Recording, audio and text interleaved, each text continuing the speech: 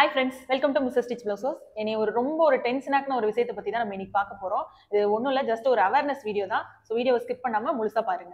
பொதுவாக தையல் மெஷினை பொறுத்தவரையிலும் நிறைய பிராண்ட் அவைலபிளாக இருக்குது. எல்லா விதமான பிராண்ட் மெஷினுமே நான் வாங்கியிருக்கேன், வாங்கி யூஸ் பண்ணிட்டும் இருந்திருக்கேன். ஸோ எல்லா மெஷினுமே நம்ம ரெகுலராக இப்போ எந்த ஒரு மெஷின் வாங்கினாலும் ரெகுலராக நம்ம அந்த மெஷினுக்கு சர்வீஸ் பண்ணுற மாதிரி இருக்கும். அதுக்கு ரெகுலர் மெயின்டெனன்ஸ் நம்ம பண்ணி தான் ஆகணும். அப்புறம் அதில் ஏதாவது ஸ்பேர் பார்ட்ஸ் போயிருச்சு அப்படின்னா அந்த ஸ்பேர் பார்ட்ஸும் நம்ம வாங்கி அதை ஃபிட் பண்ணி யூஸ் பண்ணுற மாதிரி இருக்கும், அதுக்கு சர்வீஸ் பண்ணுற மாதிரி இருக்கும்.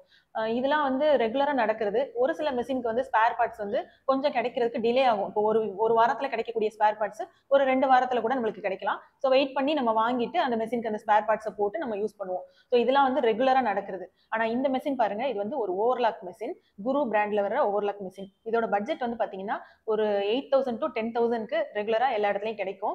ஸோ உங்கள் ஏரியாவில் எவ்வளோக்கு கிடைக்குதுன்னு பார்த்துக்கோங்க. இந்த மெஷின் நான் ஒரு 5 இயர்ஸ் பேக், ஒரு 4 to 5 இயர்ஸ் முன்னாடி நான் இந்த மெஷின் வாங்கியிருந்தேன், ஓவர்லாக் மெஷின்.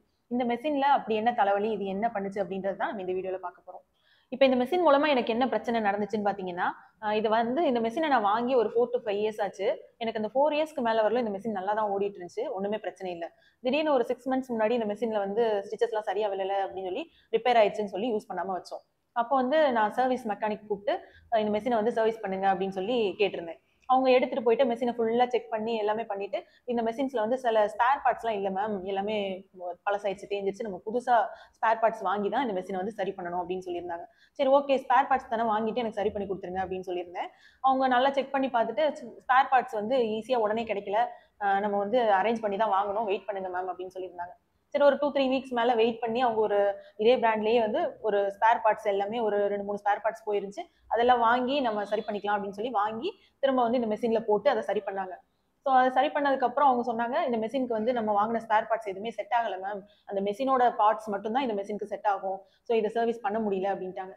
ஸோ நான் அதுக்கப்புறம் இன்னொரு மெக்கானிக்னு இப்போ வரலும் கிட்டத்தட்ட ஒரு 3 மெக்கானிக்ஸ் கிட்ட இந்த மெஷினை கொடுத்து சர்வீஸ் பண்ண கொடுத்துட்டேன்.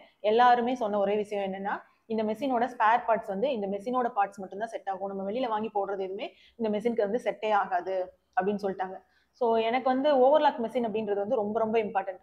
ஏன்னா கடை வச்சிருக்கிற எல்லாருக்குமே தெரியும். இப்போ என்னோட கடையில் ஒரு 4 மாஸ்டர்ஸ் ஒர்க் பண்ணுறாங்க, நிறைய ட்ரெஸ்ஸஸ் ஸ்டிச் பண்ணுவோம். ஸோ டெய்லியுமே நம்ம ஓவர்லாக் பண்ணி தான் எல்லா ட்ரெஸ்ஸுமே கஸ்டமருக்கு டெலிவரி கொடுக்குற மாதிரி இருக்கும். அப்போ ஓவர்லாக் மெஷின் நம்மளுக்கு ரொம்ப ரொம்ப முக்கியமாக தேவைப்படும்.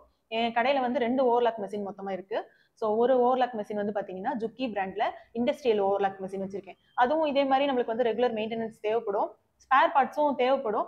ஸோ அது ஆர்டர் பண்ணி வாங்கி நம்ம போட்டுட்டோம் அப்படின்னா அந்த மெஷின் ஆட்டோமேட்டிக்காக நல்லாவே ஓடும். அதில் இந்த மாதிரி எனக்கு ஒரு பிரச்சனை வந்ததே கிடையாது.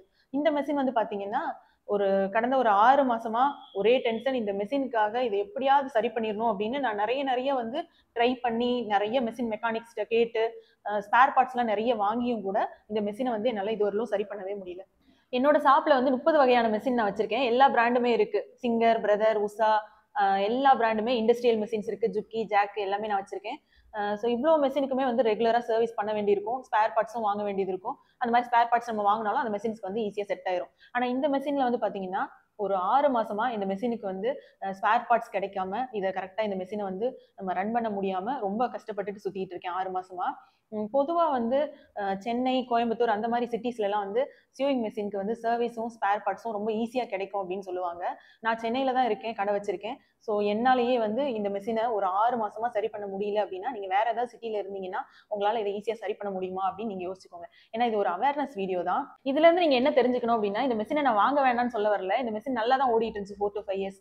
இது ஒன்ஸ் ரிப்பேர் ஆனதுக்கப்புறம் இதை என்னால் சரி பண்ணவே முடியல. ஒரு காமெடி கூட கேள்விப்பட்டிருப்பீங்க, கப்பல் ஓடிட்டே இருக்கும், சப்போஸ் நின்றுச்சுன்னா இறங்கி தள்ளணும் அப்படின்னு சொல்லுவாங்கல்ல, அந்த மாதிரி ஆயிப்போச்சு. இந்த மெஷினும் ஓடிட்டு இருக்கிற வரலும் நல்லா தான் ஓடிச்சு. ஒன்ஸ் இது ரிப்பேர் ஆனதுக்கப்புறம் இதோட ஸ்பேர் பார்ட்ஸ் என்னால் வாங்கி அதை இந்த மெஷினுக்கு செட் பண்ணி இதை ரன் பண்ண வைக்கவே முடியல. பொதுவாக நீங்கள் ஒரு டெய்லர் ஷாப் வைக்க போறீங்க அப்படின்னா ஒரு மீடியம் பட்ஜெட், ஒரு லோ பட்ஜெட்ல ஒரு ஓவர்லாக் மெஷின் வாங்கணும் அப்படின்னு தான் எல்லாரும் பார்ப்பீங்க. ஒரு 10,000 ரூபாய் பட்ஜெட்டுக்குள்ள ஒரு ஓவர்லாக் மெஷின் வாங்கிடலாம் அப்படின்னு பார்த்தீங்கன்னா உங்களுக்கு ஃபர்ஸ்ட் ஆப்ஷனா நிற்கக்கூடிய மெஷின் இதுதான்.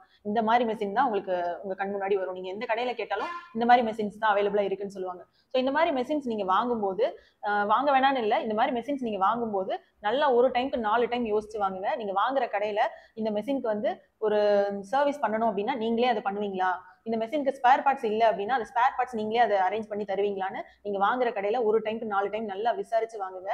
இது ஒரு அவேர்னஸ் வீடியோ தான். நீங்க இந்த மாதிரி யோசிக்காம வாங்கிட்டீங்க அப்படின்னா என்னைய மாதிரியே ஒரு பிரச்சனையில நீங்களும் மாட்டிக்குவீங்க. இந்த வீடியோ உங்களுக்கு பிடிச்சிருந்துச்சுன்னா மறக்காம லைக் பண்ணுங்க, உங்க ஃப்ரெண்ட்ஸ்க்கும் ஷேர் பண்ணுங்க, மறக்காம சப்ஸ்கிரைப் பண்ணுங்க. தேங்க்யூ.